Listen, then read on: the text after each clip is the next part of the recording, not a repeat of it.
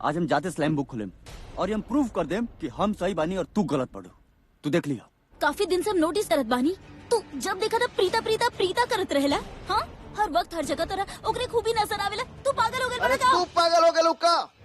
कुछ भी बोला जा रहा लोग, तू अच्छा से जान लोकेशन कुछ ना। और ये क्या कर लो तू?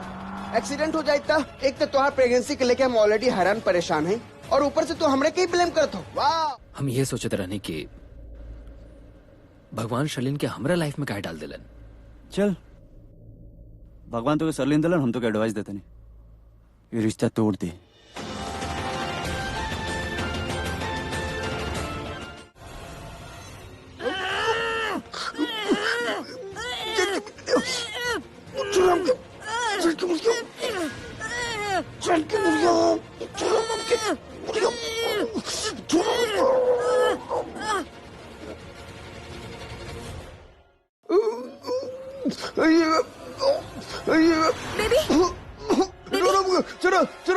पृथ्वी, कम डाउन। पृथ्वी, चुप चुप। अरे प्रॉमिस करो चिल्लाई बने। चुप। अरे छोड़ो, हम कल रहने ना। अरे पृथ्वी, इधर देखा। हम तरह कनी की प्रीता के घर जाके हमारे स्लैम बुक लेके आवा, लेकिन ना यहाँ बैठ के सब ड्रामा कर। जा बुक लेके आवा। पृथ्वी जा। प्रीता के घर? अरे गो पृथ्वी। ना, हम प्रीता के घर ना जाए, चाहे जे हो जाए। हम प्रीता के घर ना जाए, मतलब ना जाए, मतलब ना जाए। कह ना जाए बा? हम एक बार कल हम तोरा से प्रीता के घर ना जाए, मतलब ना जाए। अरे का मतलब की न चाहिए? हाँ, तू अपन जिम्मेदारी से मुंह फेर रहल बड़ा। अरे प्रीता के पास हमार स्लैम बुक बा। तेरा पता बा कितना बड़ा प्रॉब्लम में फंस जाए हमनी। का कहला तू? पृथ्वी और शर्लिन के दी हैंड हो जाए। चाहे जे होला हो जाएगा। आई डोंट केयर, तुमके जितना ब्लेम करके करो। आई डोंट केयर। बस हम कितना पता हम चाहे जे हो जाए, हम प्रीता के घर ना जाए। काहे के प्रीता के घर जाए? काहे ना जेबा? काहे ना जेबा ओकरा घर?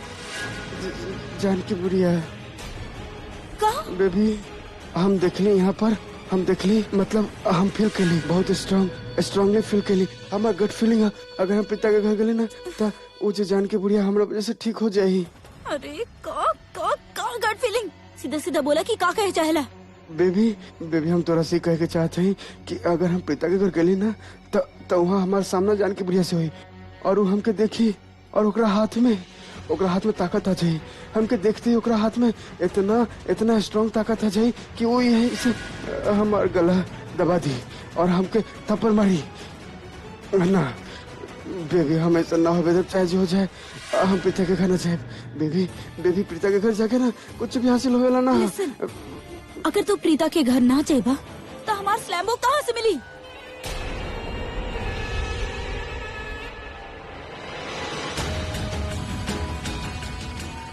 गिल्ली डंडा प्लेयर के घर।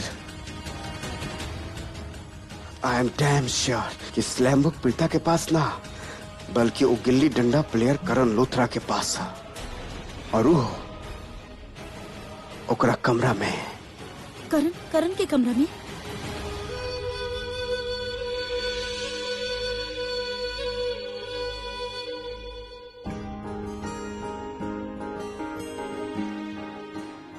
भेज देता नहीं।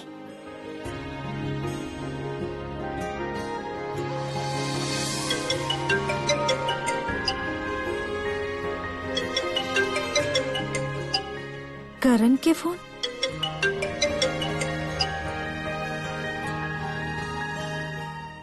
हेलो, काबिल सुतला ना अभी तक? है, अभी हम तरह के पिक्चर भेजने, देखो। पृथ्वी और शर्लिन के। एक्सक्यूज मी, पहले चेक करो, ओके? फिर बोलिए क्या कर। ठीक बा, होल्ड करा।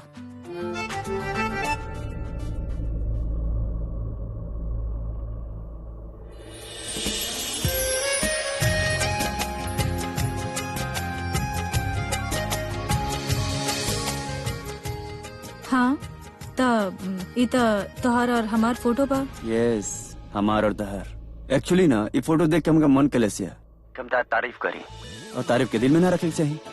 यही बहाने हम सोचनी है कि तहर तारीफ कर ही देवे के चाहिए। मतलब ये फोटो में ऐसा तारीफ वाला का बा? मतलब तू ध्यान से फोटो नहीं क्यों देख ले? ध्यान से देखा। I mean, तारा चेहरा पे इतना रंग लागल बटे, तू अजीब से शकल बना के रख ले बड़ू। ये सब के बावजूद भी तू डरावने भी लगता रहो। यस, ताकि देख के हमारे चीख ना निकला लटे। हो गल तोहार तो ई बोले खातिर तू फोन कला तू इतना रात के। यस। अच्छा ठीक बा, हम फोन रख रहल बानी काहे कि तुम्हारे पास बहुत वेला टाइम बा ये सब स्टूपिड बात करे खातिर, लेकिन हम ई वक्त भी काम कर रहल बानी, ओके? और आइंदा हमके स्टूपिड बात करे खातिर ना फोन मत करिहा। अभी हेलो हेलो फोन करता हस। हद बा यार, मतलब तारीफ तो सच रहला। अच्छा लगा थी प्रीता अरोरा।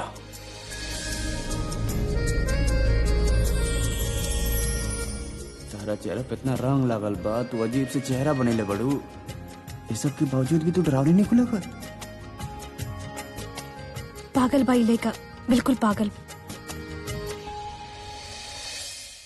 तोरा कैसे पता कि हमार स्लैम बुक करण के पास बा? बेबी तो हमके तब भी समझ जाए के चाहत रहे जब करण और प्रीता वो दोनों पार्टी से कुछ वक्त खातिर गायब रहे। याद है तो के? हाँ, वो दोनों मिसिंग रहले और साथ में वो बड़बोली सृष्टि वो मिसिंग रहली। एग्जैक्टली। करण, प्रीता, सृष्टि ये तीनों पार्टी से मिसिंग रहे। एंड पॉइंट वी नोटेड, ये तीनों पार्टी में तब दिखाई देलस जब हमार डांस खत्म होइल। याद है? एंड यू नो व्हाट, जब वो वापस लौट के आयल ना तो वो तीनों सीधा करण के कमरा के तरफ जाते रहे। Are you sure? I am 100% sure. हम ओवरकेशन की तरफ जाते रहे एंड तब हम देख ली कि करण, प्रीता और सृष्टि ये तीनों के करण के कमरा की तरफ जाते गए। बेबी वो वक्त हमके कुछ समझ में ना आवत रहे, बट अब तोरा से बात करे वक्त वो जासूसे के गेम प्लान हमारे सामने क्लियर हो चुका है। मतलब ही कि वो लोग पार्टी से निकलल यहाँ आवे खातिर तोरा घर तोहार खिलाफ सबूत ढूंढे खातिर। एंड जब वो पार्टी में फेनू से आई तब पार्टी में शामिल ना भाई, सीधा करण के कमरा में गई ताकि वो लोग उस स्लैम बुक के ओपन कर सके। But I am damn sure कि कोनो तरह उस स्लैम बुक के खोलना पाइल हुई। Thank God. अरे तोरा कैसे पता कि वो लोग अभी तक स्लैम बुक ना खोले? अरे ना तो तू और हम दोनों अब तक डूब के मर चुकल हुई। Come on baby, use your common sense. अगर वो लोग स्लैम बुक के ओपन के लिए होगी तो इतना बड़ मौका थोड़ी ना गवाए। वहाँ लूथरा हाउस के हॉल में आके हंगामा क्रिएट करे, सबके सामने हमार असलियत, हमार पर्दाफाश कर दी तू।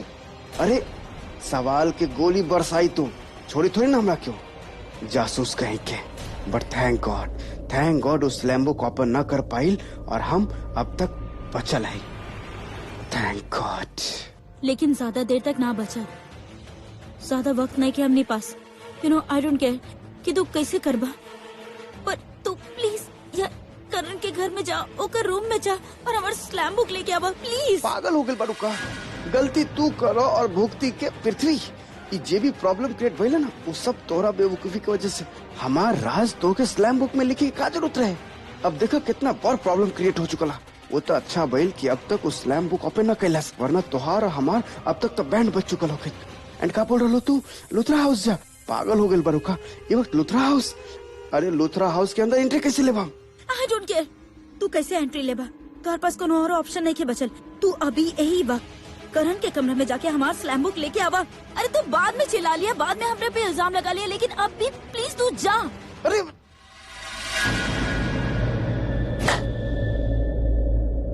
फाइन, जा रहा है because I don't have any option, just because of that.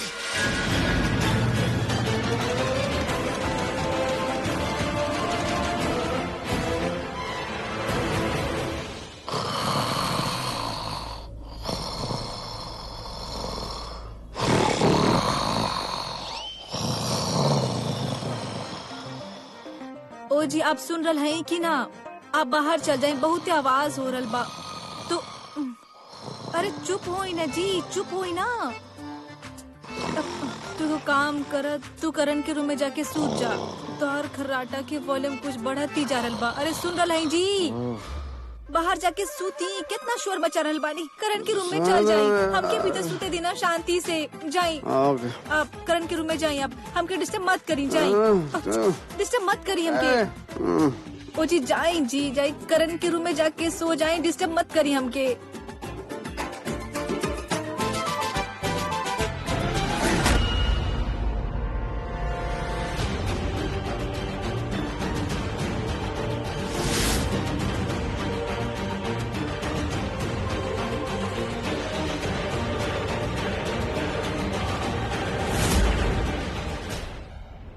तो राखी लुथरा के कमरा कोनो बात ना, अंदर तो जाए के ही पड़ी, चाहे जो हो जाए।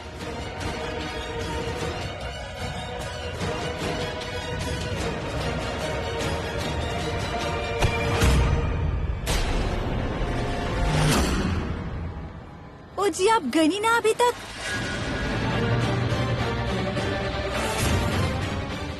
इधर चल गई नहीं।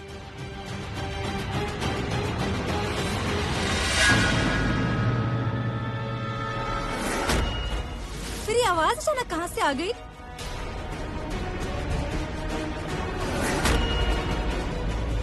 शायद हो सकेला हमार वहम होके।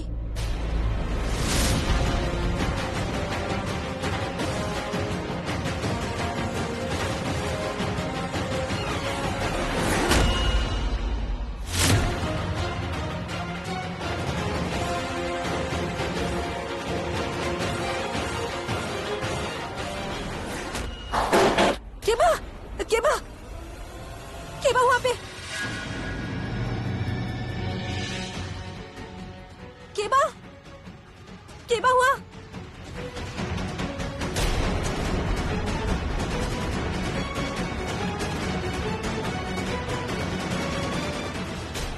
केबा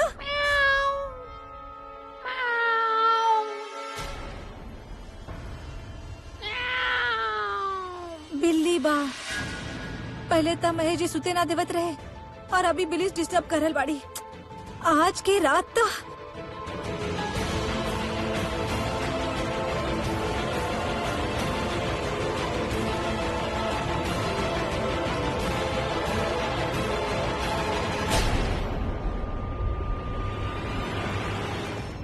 आज ऋषा भी मना कर देला, इसका वो करण भी मना कर देला। काहे जाए, हम तो अपन रूम में जाए।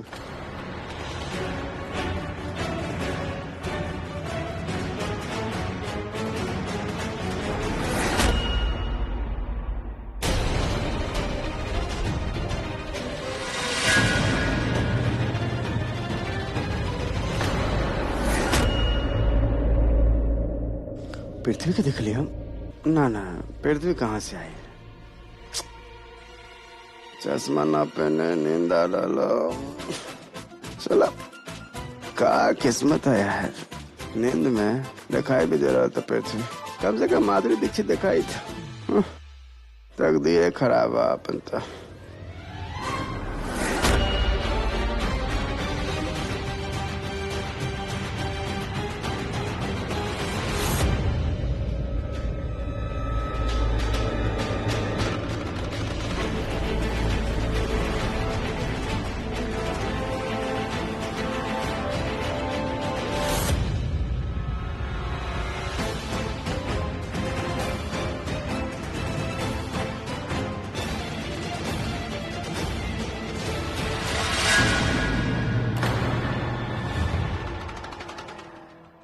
करण के कमरा तो अंदर से बंद है, पर ना, हम इतना आसानी से हार ना माने वाला हैं। काहे कि हमके उस स्लैम बुक कोनो भी हाल में यहाँ से लेके ही जाए के। इतना मेहनत करके यहाँ तक आयल हैं, खाली हाथ तो ना जाए, चाहे जे हो जाए।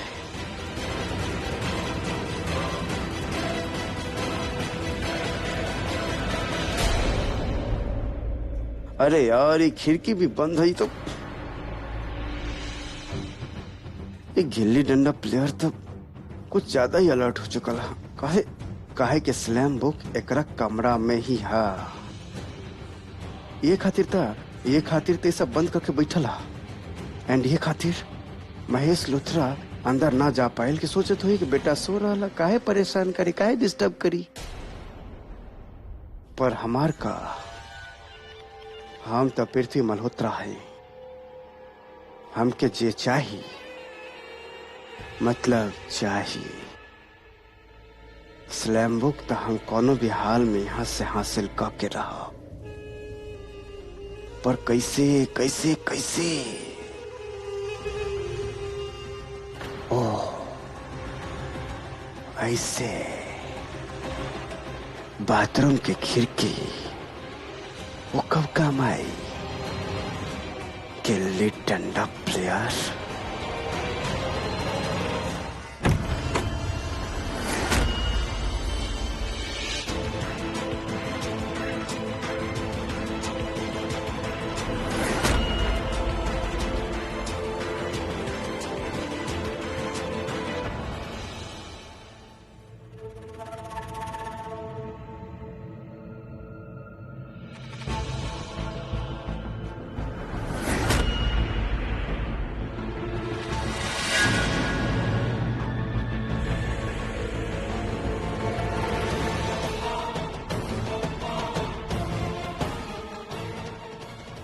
ऐसे की मांग के बचबे ना।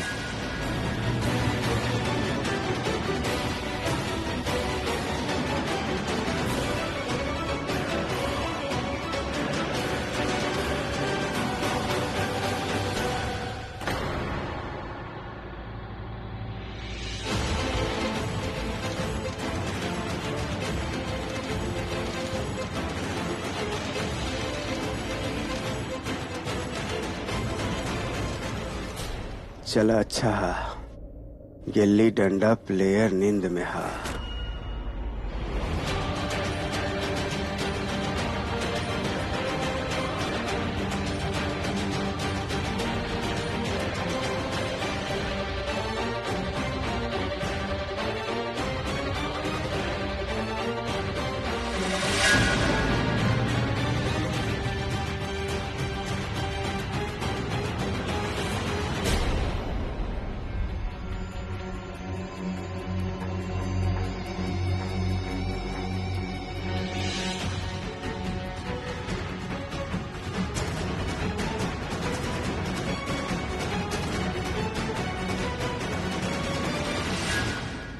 अरे यार कहाँ रखल हो स्लैम बुक?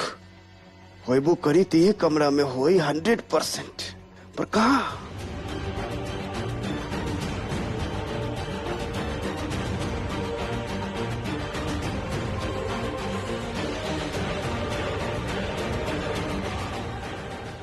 ऐसे की मांग के बचबे ना।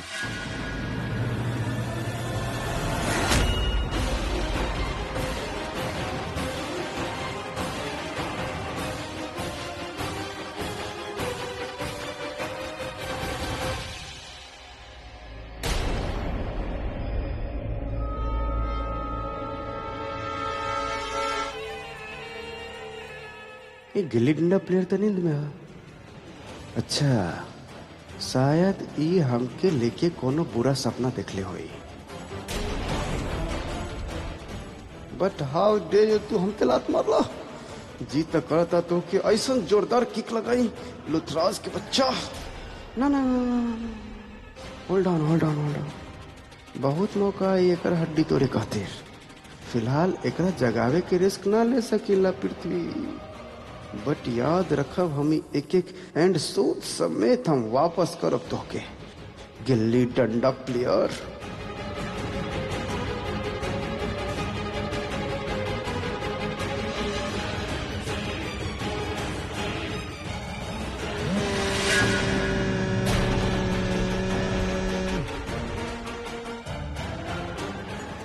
हाँ बोलो।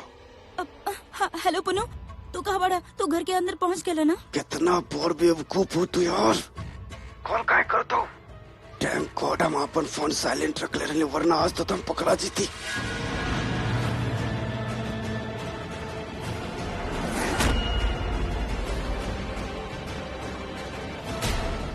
अरे तू झगड़ा गल बंद करवा। तू हमरा ही बतावा, उस लैम्बुक मिल गई? तोरा से ज्यादा इरिटेट लड़की हम आज तक ना देख ली। मतलब जरा सा भी सबर ना मिलब तो हम सब बता देब ना। सुना, स्लैम बुक ढूंढ रहे लेकिन अब तक ना मिलल। मिली तो बता दे।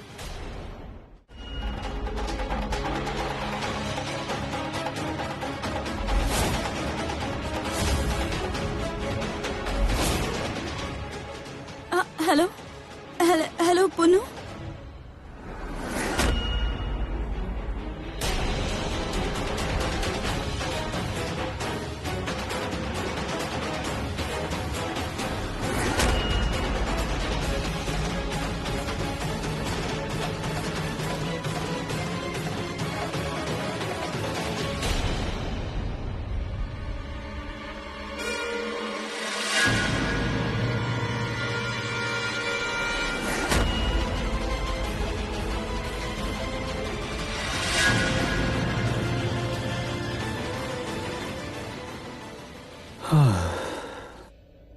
ये पृथ्वी नाम के भूत कुछ ज्यादा ही मंडराता हमरा सर पे यार। सो जा करण यार, सो जा, सुबह स्टेशन पे जाए कब।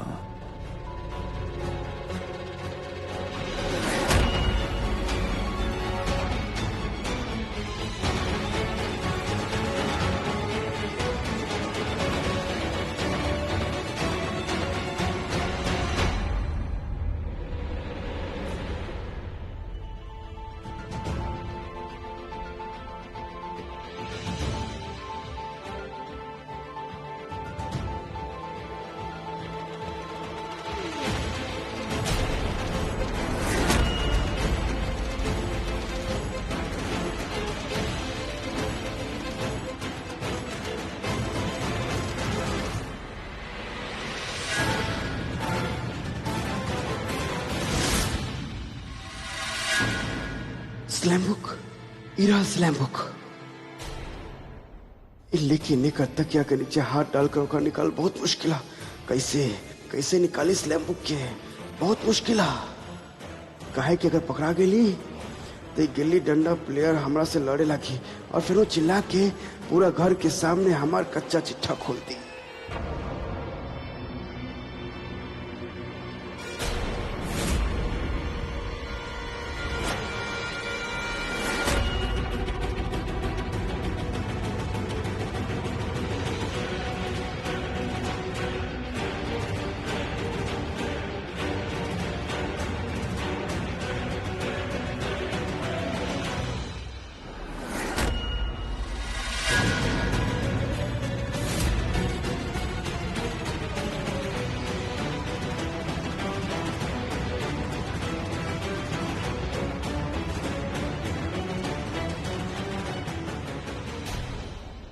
क्या होता है यार?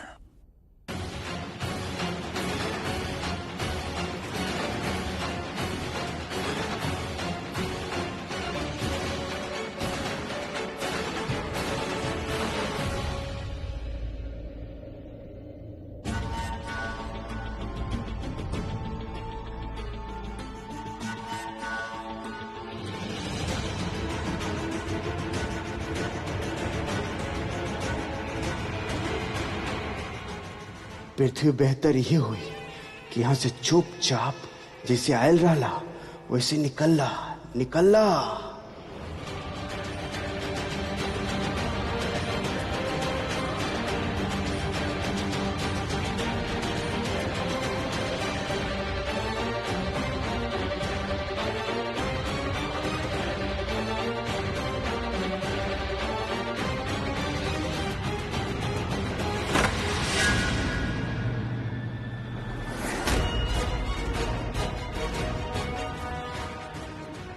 क्या होता है यार?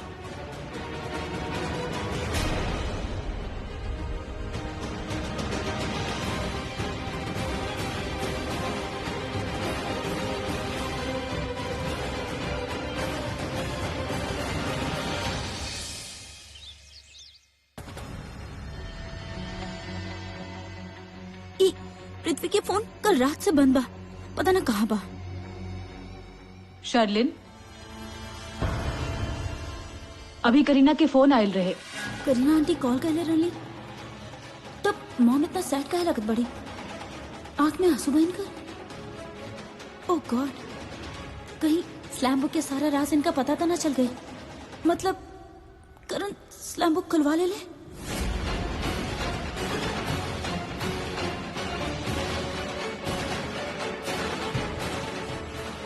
तू बतेबू हमके कल रात के का भइल रहे? हमार तजुर्बा ई कहल बा कि लड़की के पैर भारी बा, माँ बने वाली बाड़ी ऊ। तो हर स्लैम बुक गायब, वही स्लैम बुक जेकरा में तू तो अपन लाइफ के सारा चैप्टर लिखे लो, सारा राज नोट डाउन करे लो। कुछ भी तो ना मॉम।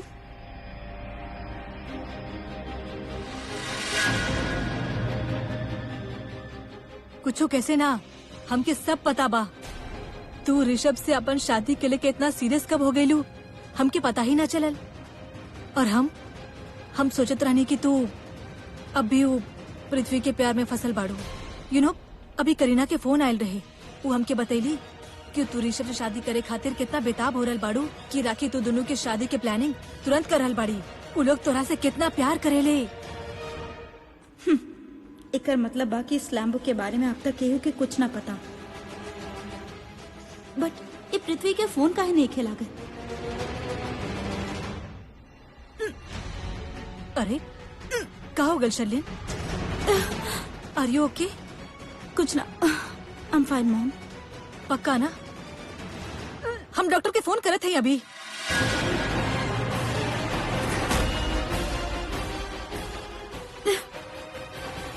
मॉम ना, डॉक्टर की यहाँ बुलावे की का जरूरत बा? अरे हम हॉस्पिटल जा रहल बानी, वहाँ पे अच्छा से चेकअप हो जाये। हमारे डॉक्टर के साथ अभी अपॉइंटमेंट बा। हम थोड़ा सा चलत हई। ना मॉम, आप कहे जा रहल बानी? छोट सा बात के बतंगड़ बनावत बानी। हम जाके आवता नहीं। शर्लिन, कहाँ रख देली ई लड़की छाता जाए के वक्त मिल ही ना रहल बाप। कभी कोनो चीज ना ओकर जगह पे ना रखी। ओ यहाँ पे रख के इतना ऊंचा ई लड़की भी ना देर हो रहल बा हमके।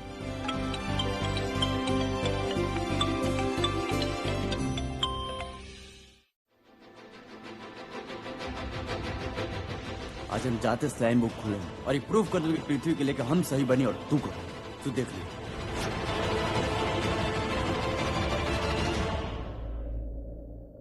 Hello hello.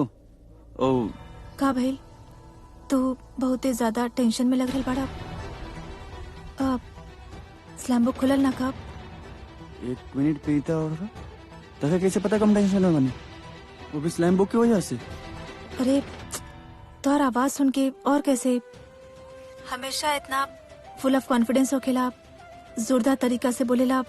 आज कोनो बुझा बुझा धीमा धीमा से आ रहल बाप, यही खातिर। That's the reason। यही से हम टेंशन ना लेनी। काहे से हम टेंशन ले रही ना तो पूरा दुनिया टेंशन में आ जाला। समझ लो बेबी। यही से सरलिन की जो स्लाइम बुक बना बिल्कुल सरलिन की तरह बा। पता ना कितना राज अपने पेट में छुपा कर रख ले भैया। आई मीन छोटा सा लॉक बटे लेकिन टूटते नहीं के। या फिर लॉक खुल गइल बा लेकिन ना खुले के कहानी बनायल जा रहल बा। काहे कि लॉक के साथ साथ तोहर उम्मीद भी टूट गइल बा। स्लैम बुक के अंदर कुछो ना मिलल। प्रीता अरोड़ा यार हमारी एक बात ना ध्यान से सुना। तारी जन बेवकूफ बना एकरा खातिर माफ कर देते नहीं, लेकिन जो अकल के शॉर्टेज बना तारा अंदर जहाँ तो हमारा सच्चाई का हमेशा नीचे दिखावे कोशिश करे लू ओकरा खातिर कब माफ ना करम यार। एक बात याद रखियो, ये जन पृथ्वी के गुणगान करते रहलू ना हमेशा ओकरा चक्कर में हमके नीचे दिखावत रहलू। अगर तू ऐसे दोबारा करबू ना तब अपन सच्चाई साबित करे खातिर ना कोनो भी बाउंड्री पार कर जाए। फिर लोग कुछ भी कहते रहो, आई मीन कुछ भी बोले, लेकिन हाँ हमके बाउंड्री पार कर बहुत अच्छा लगेला। ये बात हम अच्छी तरह से जानते हैं। का बोलत जा रहल बाड़ा? बाउंड्री क्रॉस करे मतलब? By hook and by crook हम अपने बात के सही साबित करे खातिर, आई मीन हम अपने शक के सही साबित करे खातिर हम जमीन और आसमान एक कर सकत नहीं, आग के दरिया पार कर सकत नहीं। और एक्शन के अखाड़ा में हमार धोबी पछाड़ दे तो लोग कही देखा वो है प्रीता के दीवाना, वो प्रीता के केहू और के संगे बर्दाश्त नहीं कर सकत। ई कही वो कही वगैरह वगैरह। यू नो मिर्च मसाला। Hello are you there? Preeta Arora ऐसा होने के चांस बहुत ज्यादा बा। Let me tell you that. मतलब का बा तोहर का होके के चांसेस बा? हमार तारा खातिर पोसेसिव हो गई। I mean you know me, I am an extremist. Hello डर गेली ना तू? देख लो करण लुथरा गुगली फेंकला सर प्रीता अरोड़ा डर गई। यस लेकिन तू फिकर मत करो, हम ऐसे ही डरावत नहीं, ऐसा कुछ होके वाला नहीं है। हम तारा का पोसेसिव चौथी फेल का पोसेसिव कब्बो ना। ओके तू सेफ बारू प्रीता। कहाँ से हम तारा का देखा वो पोसेसिव ना हो, कहाँ से हम पृथ्वी के गलत साबित करे चाहते नहीं और हम पृथ्वी के गलत साबित कर दे। समझ लो तू का मतलब? कैसे मतलब ये कम लॉक स्मिथ के यहाँ बोले बने ताला खुलवाओ कहते ये काम करो तू जल्दी आ जा। चाबी वाला आवते हुई तू जब पहुंच जा पृथ्वी जन राज बाबे ना सरलिन के साथ वो सब तारा सामने खुले तो बेहतर रही। बुझलो? हाँ ठीक है, बस हम निकल ही रहल बानी, 10-15 मिनट पहुंच जाए। स्लैम बुक में बहुत सारा राज बा है जो ना सबके के सामने खुल जाए। कैसे स्लैम बुक के बात हो रहल बा?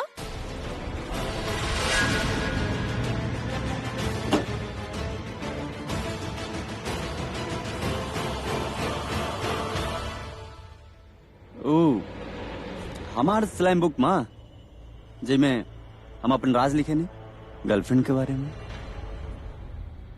ओह कौन गर्लफ्रेंड के? हाँ माँ तू भूल गई लू हमारे वो गर्लफ्रेंड है ना वो सलवार सूट पहने ले थी वही के बारे में प्रीता के बताओ तरंग। सलवार सूट वाली वो तोहर गर्लफ्रेंड? ऐसा हो ही ना सकेला, ऐसा कोनो लड़की हमके याद ही ना बा। का हो गल तारा मेमोरी की माँ? हम तारा के तो बताइले रहनी हुई थी वो लड़की के बारे में जो एक लंबा लंबा बाल बा, बड़ा बड़ा आँख बा, अब सलवार सूट पहने ले, बोले ला तो ऐसा लगला जैसे घुंघरू बजे था, हंसे ला तो ऐसा लगला चारों तरफ पुजाला छा गई। बताइले तरह नहीं था के? मतलब तोहर कोनो गर्लफ्रेंड प्रीता जैसन बाड़ी? माँ का बोलते रहे तू? कहाँ हूँ, कहाँ प्रीता? 1 मिनट बेटा, 1 मिनट। तू अभी भी का कहला? ओकर लंबा सिल्की बाल बा, हाँ वो बड़ झुमका पहने ली,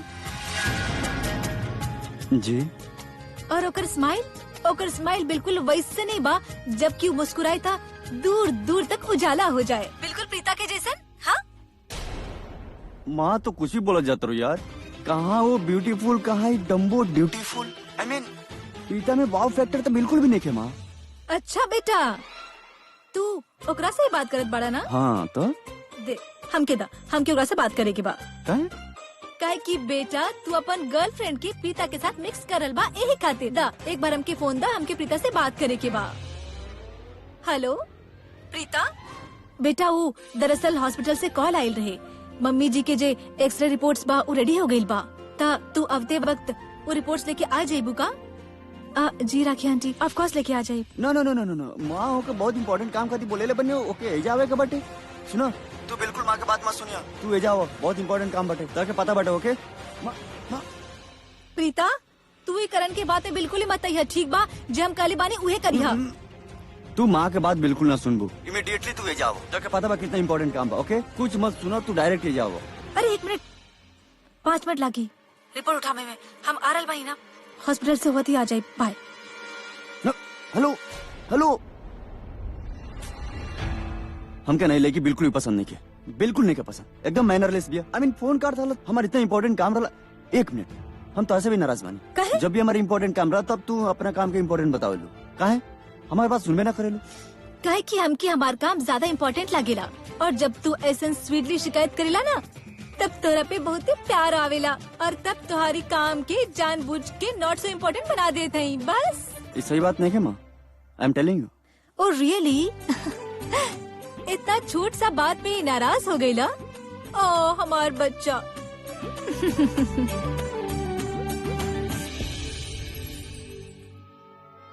अब हमके खुद ही संभाले पड़ी सब कुछ।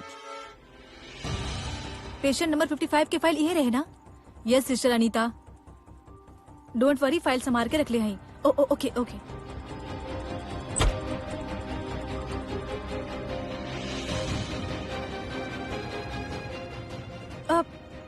Good morning doctor. Sister Anita, तू यहाँ, हमके तो लागल तू मैटरनिटी वार्ड में पहुँच चुकल बाड़ू, चला हमनी लेट हो रहल बानी।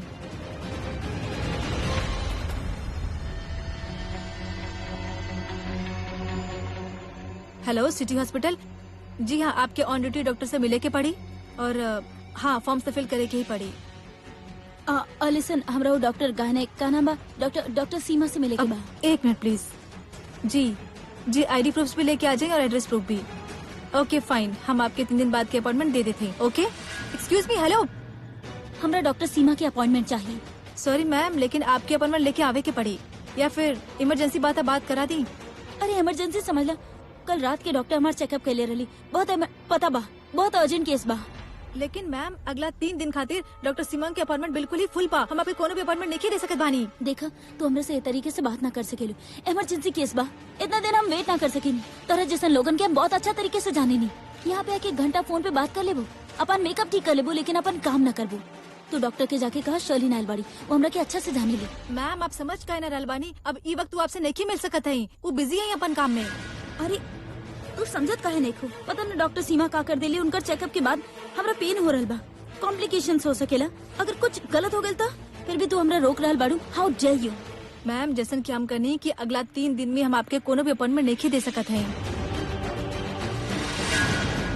एंड दैट्स अ रूल्स, हमारे हाथ में नहीं भाई सब। तू डॉक्टर से बात करावा हमार। डॉक्टर सीमा अभी मैटरनिटी वार्ड के राउंड पे गए हैं। एक्सक्यूज मी, हेलो सुना, सॉरी आपके लगल था ना? सॉरी भावना, वो का हो गए, इतना अपसेट काहे लग रहा बाड़ू? का बताई, हाई फाई सोसाइटी के लड़की बाड़ी ना इतना एटीट्यूड दिखावेली, और ऐसा समझेली कि हॉस्पिटल एक प्राइवेट प्रॉपर्टी बा, डॉक्टर्स के बिना ही सर्वेंट समझेली। एक तब बिना कॉल किए यहाँ पे आ जावेली और सोचत है कि डॉक्टर भी इनका सब काम धाम छोड़ के इनका टाइम दे दे। अभी देखिए लड़की के हम एकरा कितना मना कहनी कि डॉक्टर सीमा अभी मैटरनिटी वार्ड में बिजी हैं, लेकिन फिर भी जबरदस्ती उनका से मिले खातिर चल गई। आई नो, मतलब ऐसा लोगन के साथ डील करे कितना मुश्किल होखेला ना। पता ना तू लोग कैसन कर ले वेलू। एनीवे मिसेस बानी लूथरा के एक्सरे रिपोर्ट आ गेल हुई, हम वो लेवे खातिर आयल हैं। एक सेकंड। हाँ श्योर। अरे चाबी तो हम सिस्टर अनीता के देले रानी, हमके लागत अपन साथ लेके चल गई। सिस्टर अनीता एक्चुअली हम रात के भी देखले रानी, काफी नया नर्सेस अपॉइंट भइल बा ना। हाँ वो नया आयल बाड़ी। अभी डॉक्टर सीमा के साथ मैटरनिटी वार्ड के अंदर गए हैं, हम उनका चाबी लेके आवत हैं। ना ना यू डोंट गो, आप इनका अटेंड करी, हम ले लेते ना, डोंट वरी। हमरा डॉक्टर सीमा से ही मिले के होई, कोनो और डॉक्टर से मिलके ओकरा काहे बताई कि हम प्रेग्नेंट हैं। अरे अच्छा बाकी डॉक्टर बीसी बड़ी ना तो लूथरा उसमें फोन करके बता देती कि हम प्रेग्नेंट बानी, और ना ही ओकरा पैसा के कोनो इंटरेस्ट बा, ना तो लूथरा से दोस्ती करती और हमरा ब्लैकमेल करती। हमरा ओकरा मिलके बतावे के होई कि आगे का करे के बा।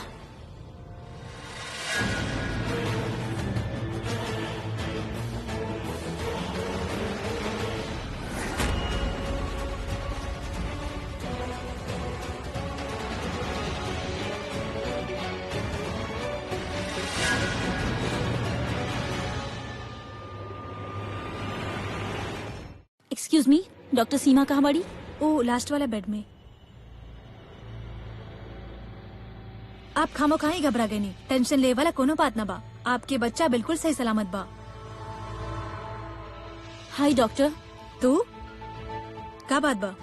ओ डॉक्टर आपके ना हमरा यही वक्त चेक करे के हुई, हमरा ना बहुत अनईजी फील होता।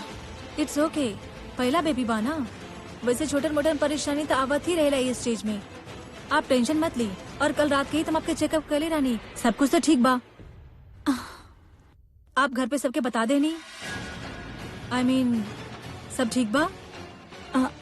हाँ घर पे सब कुछ ठीक बा, लेकिन डॉक्टर आपके यही वक्त हमरा साथ चले के हुई, अभी हमरा चेक कल बहुत जरूरी बा, चली। नो एक्सक्यूज मी, आज ना, आज हमारे पास बिल्कुल भी स्पेयर टाइम ना बा। डॉक्टर तू हमरा से इस तरीके से बात ना कर सकेलो, हम लूथराज के होके वाली बहू बानी, मतलब हम सारा काम छोड़ के यहाँ बनी तरह से मिले खातिर, तो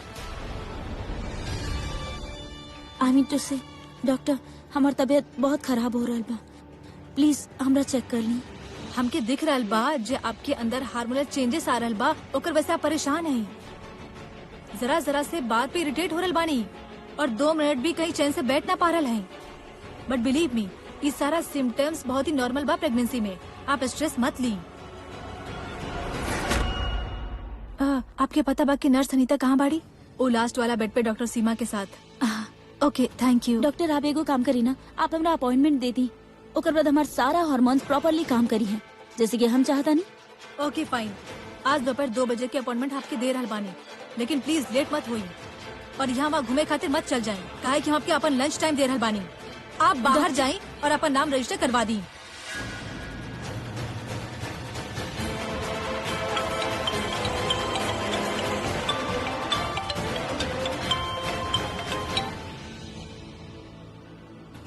अनीता, या वो रिसेप्शन पे जो ड्रॉवर होखेला ना, जिसमें पेशेंट्स के एक्स्ट्रा रिपोर्ट्स होखेला, ओकर चाबी शायद आपके पास रखेल बा। हमरा पास? Can you please check once? या हमके याद बा?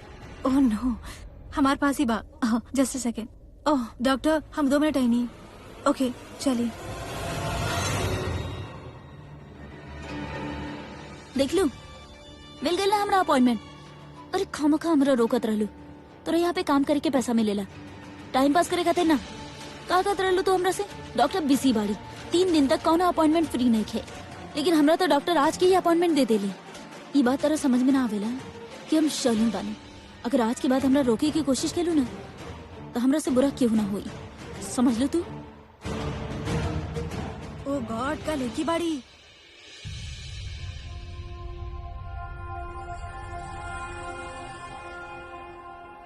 Thank you so much, perfect. Okay Bhavna, doctor Preeta receiving के तौर पर एक साइन कर दी ना। हाँ श्योर।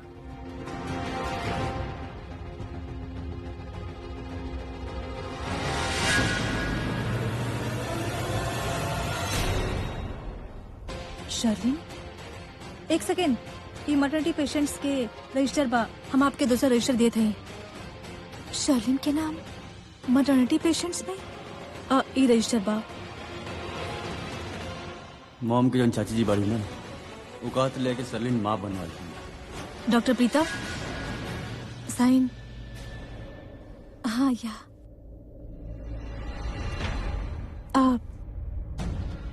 भावना जी यहाँ पे शर्लिन के नाम लिखल बा।